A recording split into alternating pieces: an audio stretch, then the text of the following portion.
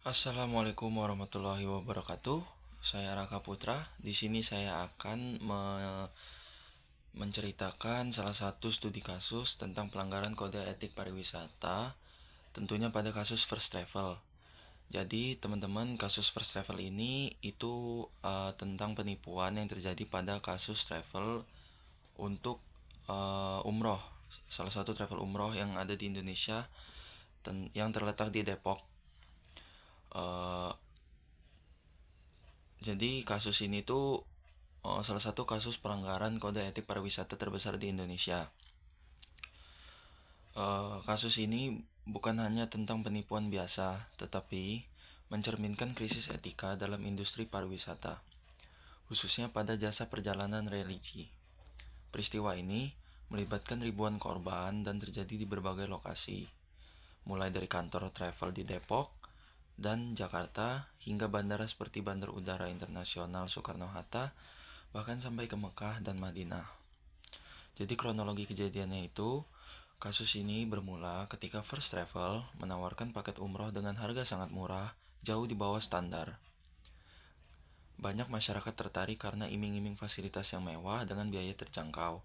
Tanpa curiga, para calon jamaah mulai mendaftar dan melakukan pembayaran penuh. Namun, masalah mulai muncul ketika jadwal keberangkatan terus ditunda. Sebagian jamaah tidak pernah diberangkatkan sama sekali. Bahkan yang sudah sampai di Arab Saudi sana, mereka tidak punya kepastian, bahkan ditelantarkan tanpa akomodasi dan konsumsi sama sekali. Setelah diselidiki, terungkap bahwa dana jamaah tidak digunakan sebagaimana mestinya, melainkan dialihkan untuk kepentingan pribadi dan bisnis lain. Kasus ini jelas melanggar kode etik prinsip dalam kode etik pariwisata. Pertama, tentu saja prinsip kejujuran.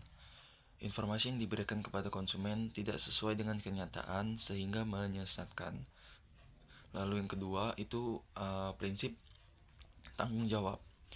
Perusahaan di sini gagal memenuhi kewajiban untuk memberangkatkan dan melayani jemaah sesuai dengan perjanjian. Dan yang ketiga itu perlindungan konsumen. Hak-hak wisatawan diabaikan baik dari segi keamanan, kenyamanan, maupun kepastian layanan. Dan yang terakhir tentu saja profesionalisme. Dana yang dipercayakan oleh konsumen disalahgunakan menunjukkan lemahnya integritas dalam pengelolaan bisnis.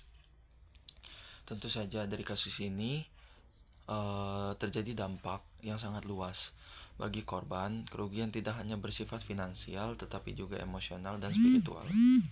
Banyak jemaah yang gagal menjalankan ibadah yang telah lama diimpikan.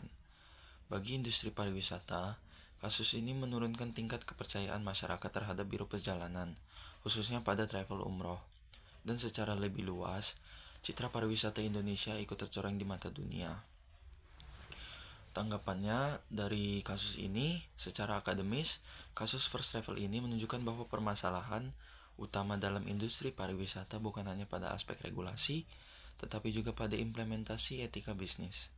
Kepercayaan merupakan aset utama dalam sektor jasa, dan ketika kepercayaan itu disalahgunakan, maka dampaknya bersifat sistemik. Fenomena ini juga mengindikasikan adanya kelemahan dalam pengawasan pemerintah, serta rendahnya literasi konsumen terhadap risiko penawaran yang tidak rasional. Oleh karena itu, diperlukan langkah konkret berupa penguatan regulasi dan pengawasan, transparansi dalam operasional biro perjalanan, edukasi masyarakat agar lebih kritis dalam memilih layanan wisata. Tanpa adanya perbaikan dalam aspek etika dan pengawasan, kasus serupa berpotensi untuk terulang di masa depan. Dari kasus ini, kita menjadi pengingat bahwa pariwisata bukan sekedar perjalanan, tetapi juga tentang tanggung jawab dan kepercayaan.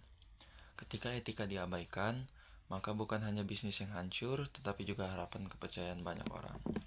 Mungkin itu saja tanggapan saya tentang studi kasus pada First Travel dengan permasalahan yaitu penipuan kepada para konsumen.